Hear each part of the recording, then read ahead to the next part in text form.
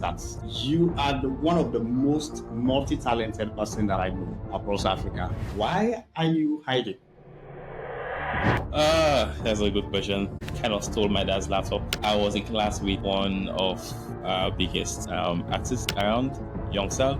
Yoursel recorded his first ever song in class, and then this gentleman walked into the studio. Guess who the gentleman was?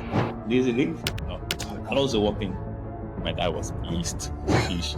My mom was okay. She was happy. I'm thinking if we had a group called Grandma Records. Can you tell us who is Drizilik right now? That's a big question. He's more than just a musician. Drizilik has become one of the hottest artists in Sierra Leone. He's gone all over Africa. So we supported him. At some point, I got heavily involved in movies. Right after college, I met someone by the name of a lot of big stars that you guys know today on the short photos for that movie. All of you names I remember. So basically what you are saying, you are super committed, yes, and you are talented. Yes. You are one of the most talented people that I know across Africa. Oh, wow. And in fact, let me rephrase that. Okay. You are one of the most multi-talented person that I know across Africa. But when I was researching this episode, I could hardly see your post online. Oh. You are not known. Yeah. And a lot of people even underrate your skills. Why are you hiding? That's a good question. I think I also ask myself the same question. Why?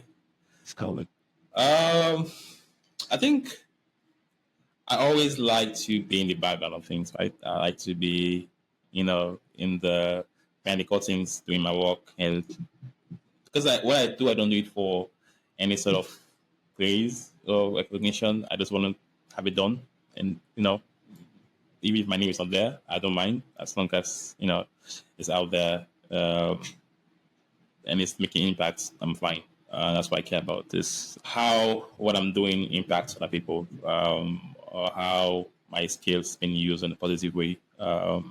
So yeah, most times I don't care about the recognition. I know on this day that you need to let people know what you're doing, but yeah, I've not been doing that in any way, shape, or form. So yeah. I can see some of our listeners, if you're out there, you are a social media manager, please don't hesitate to reach out to us. We can link you to Bayoh. It needs yeah. It is basically, you are an amazing person, and I think like what you are doing, you can make a lot of noise. And it's not just about noise, but you can actually showcase what you're doing and inspire other people. And we found out that like your social media are a bit dormant. You hardly post. Yeah. You mostly repost what people are already posting. Oh yeah. Yes. You're not the first person to say that to me. I think even a couple of weeks ago, someone told me that same thing. Like, hey, I don't see much about you online. Or like, yes, I know. But again, I think over the past couple of weeks, and probably the past months, I've been thinking about how can I really put myself out there, but not just for the sake of being out there, but again, is how can I use that platform to also inspire other people and also, for the public good itself. So I think I'm taking my time to really strategize how I'm gonna, start putting myself out there and making it more meaningful, not just for post sake, but doing things that I know, would have some impact, because I would care about the impact. So I am certain that if you put yourself out there, you will create a lot more impact than probably what you're currently doing. There are a lot of Africans that are looking for people like you that want to be inspired so they can really put more effort into what they are doing.